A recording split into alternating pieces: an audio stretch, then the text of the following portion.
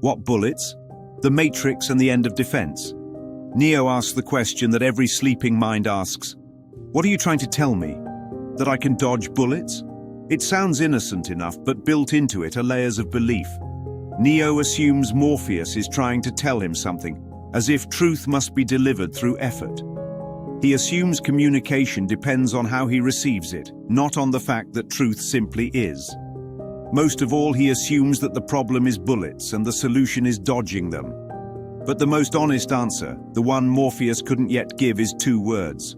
What bullets? The thought system of danger. The Matrix is introduced here not as a place, but as a system. A thought system. That matters because a thought system has no location in space. It exists only in mind. When Neo fears bullets, he isn't fearing projectiles.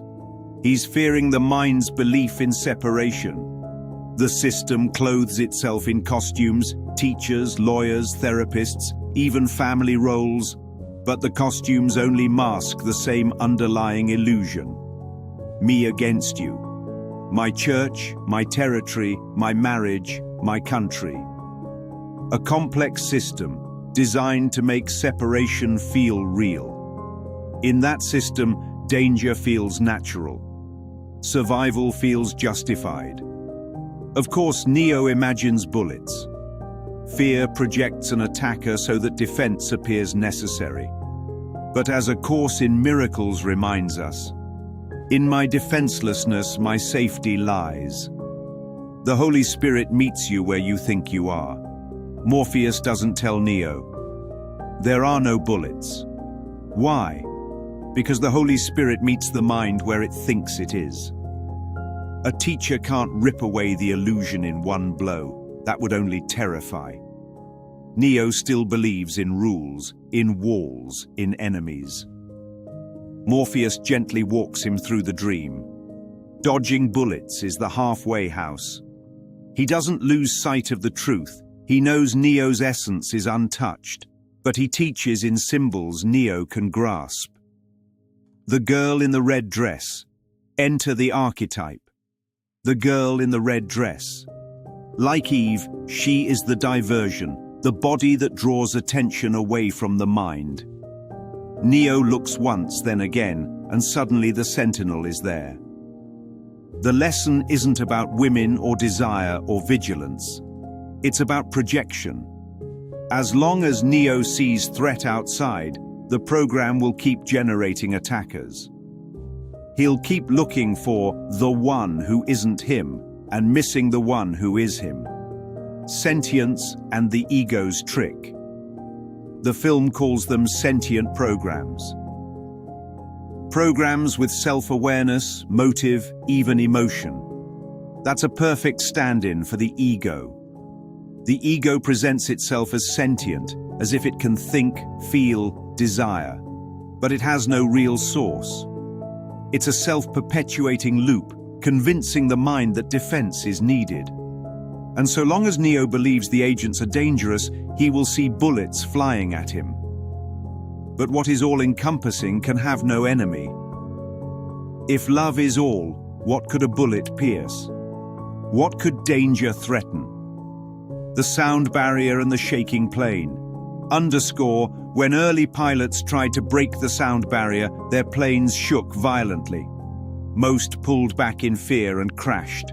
One didn't. He pressed through the turbulence, and suddenly, silence. No more shaking, no more barrier, because the barrier never existed. The fear was the turbulence. That's Neo's moment. Dodging bullets is like pulling back on the stick, trying to master fear from within fear. But when he's ready, when he refuses fear, the bullets fall. Not dodged, not deflected, simply dropped. What bullets? Morpheus says. When you're ready, you won't have to. But the truth behind the veil is simpler still. What bullets? No 9/11s. No Hurricane Katrina. No crucified Jesus. No tragedies past or future. All projections of the same guilt-ridden system. They never happened. Not in truth. The Son of God remains as he was created, untouchable, unassailable, whole. The ego's mantra is search and destroy. The spirit's message is rest and remember. Neo doesn't need to dodge bullets because the only thing firing is his own belief. And when that belief is withdrawn, the dream collapses. The end of defense. The Matrix scene isn't about becoming faster, stronger, or more skilled. It's about recognizing that defense itself is the illusion. As long as one believes in the system fights back. But once it's seen as unreal, the fight is over. That's why the truest response wasn't, "You'll be able to dodge them." It wasn't even, "When you're ready, you won't have to." The truest response was always, "What bullets?" A young man once asked if he could dodge bullets, as though life itself were an endless duel with shadows. He learned, as all must, that the greatest defense is no defense at all, for the bullets, the enemies, the locks, and the keys exist only in the mind that believes in them. And when that belief is withdrawn, what remains is not survival, but peace. Neo's question was about bullets. The answer was about reality. And the lesson belongs, as always, to those who still walk the borderland, the twilight zone.